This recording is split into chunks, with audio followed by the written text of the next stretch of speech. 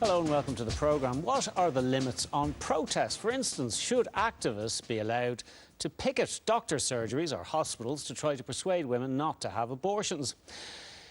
Government proposals to have exclusion zones around health facilities are back in the news following an investigation by the Times Ireland edition into an American anti-abortion organisation, Sidewalk Advocates for Life, which it says has offered training to Irish activists. I'm joined in studio by Senator Ivana Bacik and by David Quinn of the Iona Institute, also a columnist with the Sunday Times. David Quinn, is it acceptable to have women run a gauntlet in order to get into a hospital or a doctor's surgery? Well, the kind of thing I wouldn't like to see happen would be, for example, graphic posters outside hospitals and clinics. I think that would be very wrong.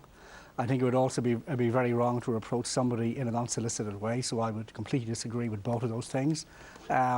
Which is what this organisation, yeah, and I'd be very much against that. I think that would be wrong. I think it would be an interference with people that would be unjustified by any standards. I've seen abortion is murder posters outside hospitals. I think that would be also very wrong.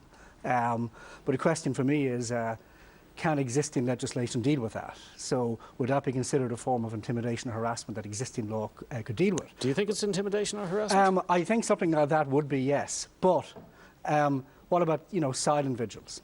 Okay, you're not approaching anybody, you're not showing graphic posters. The most you might show is, abortion is always a better way, for more information, call. But you're not actually approaching anyone. So it's entirely passive and it's silent. And I wouldn't like to see a very broad, all-encompassing law that would stop that. And that, by the way, is why no European country has a national law that goes that far. OK, but if people are standing there holding a sign, they're trying to persuade somebody to change their mind. Yeah, but it's quite different, though, to approaching someone. And again, they considered this in Britain recently, should they introduce a national law mandating total exclusion zones, and they decided no, because they decided it'd be disproportionate compared to the right to protest and the right of freedom of assembly. So they said, we have laws against harassment, we have laws against intimidation. New Zealand looked at the same thing a few months ago and also decided a total blanket thing would be disproportionate and would impinge too much on the right to freedom of assembly. OK, I'll come back to the story about the sidewalk advocates, but just to stick with that question of the exclusion zones, Ivana Bacik, people have a right to protest. Yes, of course they do, and indeed our Constitution protects the right to assembly, the right to free speech, the right to freedom of association. But all of these rights or freedoms in our Constitution are indeed subject to restrictions, such as restrictions in the public interest and so on. And all of the laws around the world which seek to protect women accessing abortion facilities or seek to protect patients and prevent obstruction of access, all of these laws seek to strike a balance between the fair right to protest peacefully and the right of people to access services without obstruction. And I will say this, we've seen across the US, for example, lots of different US states adopting different variations of exclusion zone laws. Some don't have exclusion zone laws.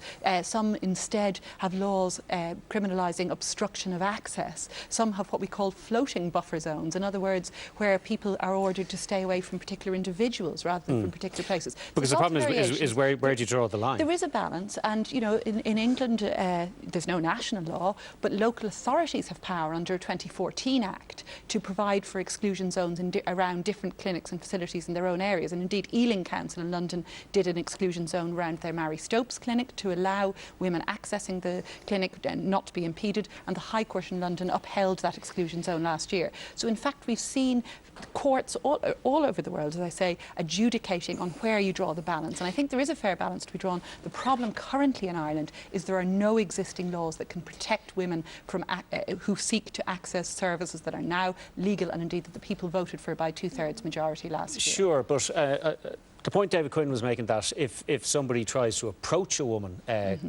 or that could be seen as intimidation and harassment, yes. would existing law cover that class of Not behaviour? sufficiently, and I think that's where the difficulty lies, is that we saw, for example, in the course of the referendum campaign last year, the use of very large, very graphic imagery by anti-abortion protesters seeking to persuade people to vote no. Now, obviously, they weren't successful, but their protests outside maternity hospitals and so on were hugely intimidating. And is there any law against that? There's no specific law, and I must say Mairead Enright, I would advise anyone who's interested in this to look at Mairead Enright and Lawyers for Choice's excellent discussion of this. There's no specific law that can prevent this. Yes, there are public order laws. On Section 7 of the Public Order Act 1994 has in the past been used by Gardaí seeking to prevent protesters who are obstructing people or intimidating people with graphic imagery, but it's not specific about stopping people about protecting people who are seeking to access services, and that's really the key issue that we want to ensure protection of here. OK, David Quinn, you said you don't agree with the use of graphic imagery, and yet, as Ivana Bacik points out, we've seen it being deployed. Yes. Well, you see, you could... OK, I mean, first of all,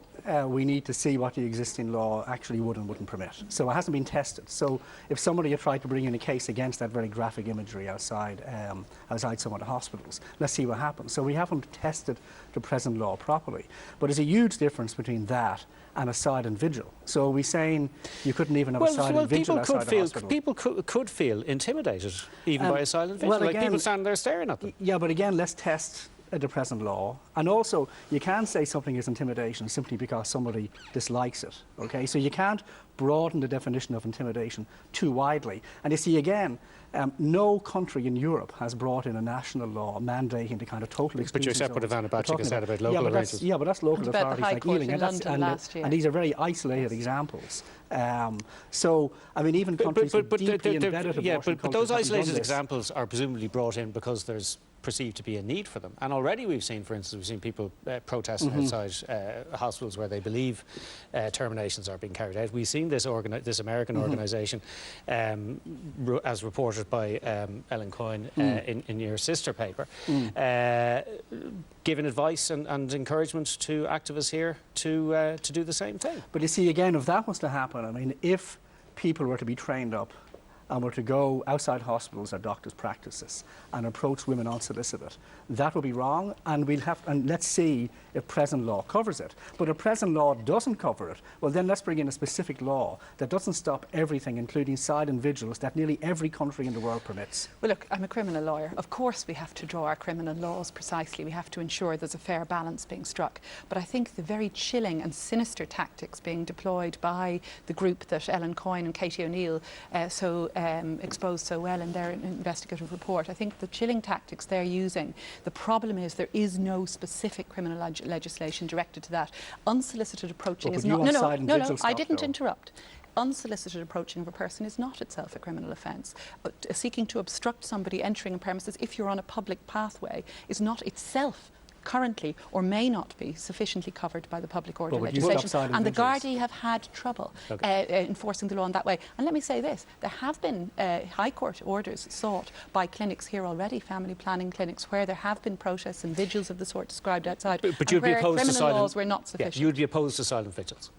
It would depend where they took place. I think a silent vigil within, for example, 2 metres of the door of a clinic or the door of a doctor's surgery, I think that would be problematic. That would clearly be there to seeking to obstruct or intimidate. Of course, if you look at the exclusion zone legislation, as I say, in Australia and Canada and the US, you will see there usually 10 metres, 50 metres, 30 metres. Law in Colorado upheld by the courts, 30 metres. And within the 30 metre zone, nobody can approach within 3 metres of another individual. So that's the sort of precisely drawn law we need to see brought in. 30 metres sounds reasonable enough. Well, I mean, I think it should be. I mean, I think they should have a right to be visible in terms of where the hospital is. So I don't know exactly what the the boundaries should be, and all that would need to be looked at. But I mean, again. In these other countries I mentioned, New Zealand. So you want Britain, people who are going in to perhaps have a to see it? I wouldn't like them to be at the entrance, but I do think that they should be permitted to be a visible presence, so long as it is not interfering with anybody directly and the post is not graphic. OK, David Quinn, Ivana Bacik, thank you both. We need the legislation, that's all I'll say, and we need to see it soon. Thank you both very much indeed. Miriam.